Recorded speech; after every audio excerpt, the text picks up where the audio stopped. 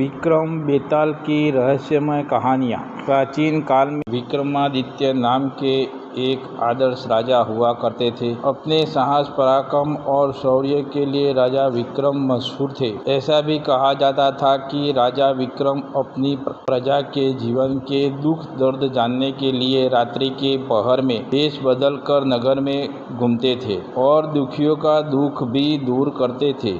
राजा विक्रम और बेताल के किस्सों में कई सारी किताबें और कहानियां प्रकाशित हुई है। विक्रमादित्य और बेताल के किस्सों पर छपी बेताल 25 सिंहासन 32 प्रख्यात किताबें हैं, जिन्हें आज भी अभूतपूर्व लोकप्रियता प्राप्त है। प्राचीन साहित्य वार्ताल लेख बेताल 25 महाकवि सोमदेव भट्ट द्वारा 2500 वर्ष पूरा रचित किया गया था। उसी के अनुसार राजा विक्रम ने बेताल को 25 बार पेड़ से उतार कर ले जाने की कोशिश की थी और बेताल ने हर बार रास्ते में एक नई कहानी राजा विक्रम को सुनाई थी। कौन था बेताल और क्यों राजा विक्रमादित्य उसे पकड़ने गए थे? एक तांत्रिक बत्तीक लक्षण वाले स्वस्थ ब्राह्मण पुत्र की बलि देने का तांत्रिक अनुष्ठान करता था ताकि उसकी आसुरी शक्तियों और बढ़ जाए। इससे हेतु वह एक ब्राह्मण पुत्र को मारने के लिए उसके पीछे पड़ता है, परंतु वह ब्राह्मण पुत्र भागकर जंगल में चला जाता है और वहाँ उसे एक प्रेत मिलता है जो ब्राह्मण पुत्र को उस तांत्रिक से बचने के लिए शक्तियाँ देता है और वही प्रेत रूप में पेड़ पर उल्टा लटका जाने को कहता है और यह भी कहता है कि जब तक वह उस पेड़ पर रहेगा तब तक वह तांत्रिक उसे मार नहीं पाएगा। वही ब्राह्मण पुत्र बेताल होता है। कपटी तांत्रिक एक भिक्षु योगी का स्वयं रचता है और राजा विक्रम के पराक्रम और शौर्य गाथाओं को सुनकर अपना काम निकलवा देने का जाल बिछाता है और राजा विक्रम को यात्रा के दौरान प्रतिदिन एक स्वादिष्ट फल भेंट में भेजता है। उसके अंदर एक कीमती रत्न रूबी देता है। इस भेद का पता लगाने राजा विक्रम उस भिक्षु की खोज करता है। अंततः राजा विक्रम उसे खोज लेते हैं। चूँकि उठ ढोंगी भिक्षु ने स्वयं बेताल को लाने की शक्ति नहीं होती, इसलिए वह स्वयं रचकर राजा विक्रम से उस पेड़ पर लटक रहे प्रेत बेताल को लाने के लिए कहता है। राजा विक्रम उस तांत्रिक की असल मंशा से अनजान उसका काम करने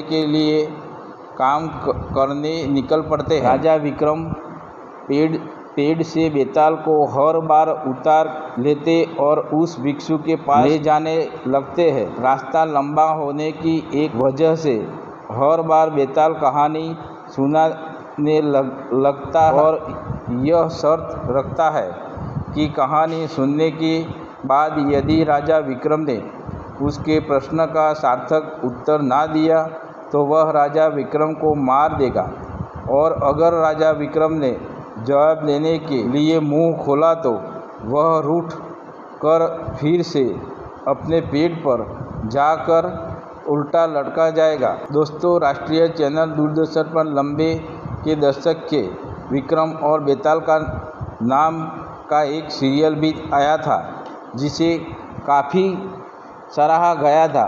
आज हम इस लेख के द्वारा विक्रम और बेताल के किस्सों में जुड़ी दो रोचक कहानियाँ प्रस्तुत करते हैं। गुरु के स्वप्न। घनघोर अंधेरी रात में राजा विक्रम अपनी खुली तलवार लिए बेताल को पकड़ने आगे बढ़ते हैं। घनघोर अंधेरी रात में राजा विक्रम अपनी खुली तलवार लिए बेताल को पकड़ने आगे बढ़ते हैं और अपने पराक्रम से बेताल को वश में करके अपने पीठ पर लाद कर ले जाने लगते हैं। सफर लंबा होने के कारण बेताल राजा विक्रम को कहानियां सुनाते हैं और हमेशा की तरह कि अगर कहानी सुनने के बाद तुमने उत्तर देने के लिए मुंह खोला तो मैं उड़ जाऊंगा। बेताल कहानी सुनाना शुरू करता है। चंदनपुर गांव में एक वृद्ध स्त्री रहती थी। उसका एक बेटा था। उसका नाम डगरू था। वह स्त्री नए पुराने कपड़े सिलाने का काम करके अपना और अपने बेटे का पेट पालती थी। डगरू एक कमजोर और आलसी लड़का था और दिन रात अपने देखा करता था।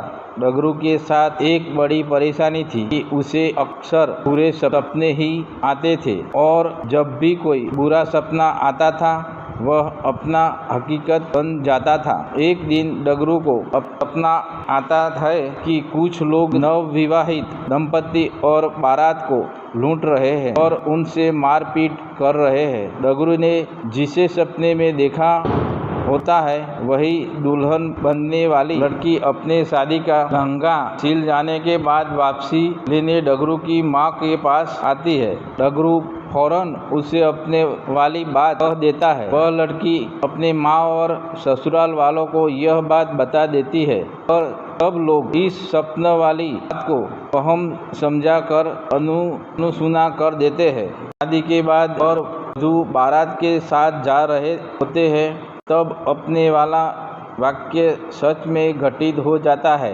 और इस पूरी घटना में डगरू पर आरोप लगते हैं कि वही लुटेरे से मिला होगा, वरना उसे कैसे पता चला सकता है ऐसा ही होगा।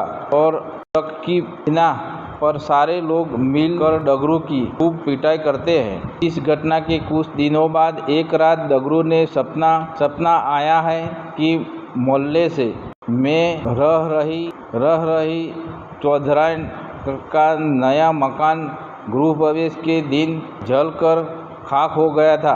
तभी अगले चौधराइन उस मकान को बनवाने की खुशी में लड्डू लेकर डगरू की माँ के पास पहुँचती है और गृह प्रवेश समारोह के दिन जलसे में आने का न्योता देती है।